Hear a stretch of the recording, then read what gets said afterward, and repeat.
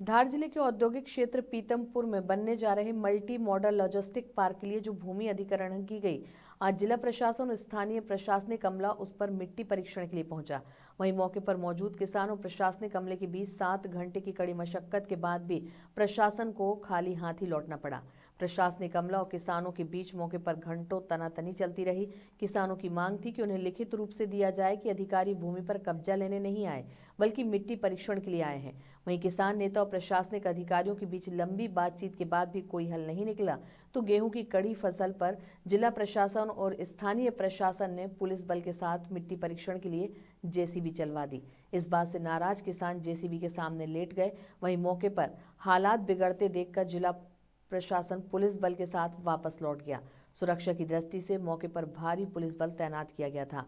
मामला औद्योगिक क्षेत्र पीतमपुर सेक्टर 1 के अंतर्गत ग्राम खेड़ा जामोदी ग्राम अकोलिया गांव के किसानों की लगभग 62 एकड़ कृषि भूमि को मल्टी मॉडल लॉजिस्टिक पार्क के लिए अधिग्रहित किया गया है।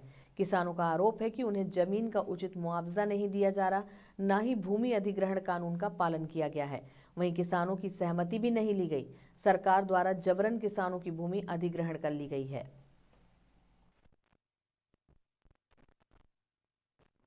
जामोदी के किसानों की एक ये मांग है कि उनकी गाइडलाइन कम है और जो मल्टी मॉडल लॉजिस्टिक पार्क में अकोलिया सागौर और खेड़ा के लोगों को जिस दर से मुआवजा मिल रहा है उसी दर से उनको मिलना चाहिए।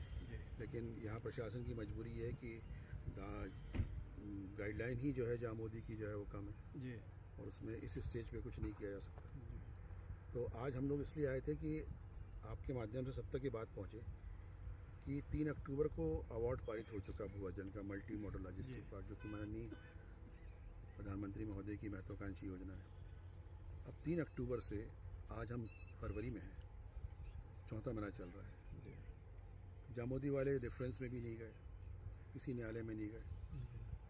तो ऐसी स्थिति में हमने उनसे यही कहा कि आप रेफरेंस में जाइए, यदि आप मुआवजा और कंपनसेशन से असंतुष्ट हैं तो आप धारा 64 जो है भूअर्जन अधिनियम की, उसके अंतर्गत जो है आप रेफरेंस में जाएं, वो ना जाएं और ये चलेगा हाई कोर्ट में। तो माननीय उच्च न्यायालय ने इनकी याचिका खारिज कर दी है। तो आज की स्थिति यही है जो मैं आपको बता सकता हूँ। आज की कार्रवाई केवल सॉइल टेस्टिंग के लिए, क्योंकि जब मल्टी मॉडल लॉजिस्टिक पार्क बनेगा तो उसकी डिज़ाइनिंग के लिए जो कंपनी यहाँ पे मल्टी मॉडल लॉजिस्टिक पार्क बना रही है उसको अपने स्ट्रक्चर डिज़ाइन के लिए सॉइल की स्ट्रेंथ की आवश्यकता थी। तो उस मिट्टी परीक्षण के लिए उनको उनके हिसाब से इंजीनियरिंग पॉइंट ऑफ व्यू से जो गूगल मैप के थ्रू उन्होंने अपने स्थान चिन्हित किए जहाँ से उनको मिट्टी चाहिए।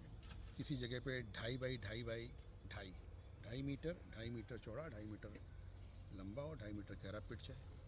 कहीं कहीं जगह पे उनको 10 मीटर गहरा बोरवेल करके मिट्टी का परीक्षण करना है। इसके लिए यहाँ आए थे तो फसल लगी हुई थी। तो हमने किसानों से यही कहा कि ये यहाँ जो निराकरण करने हम आए हैं, हमें सॉइल चाहिए और आप सॉइल दे दीजिए, लेकिन उनका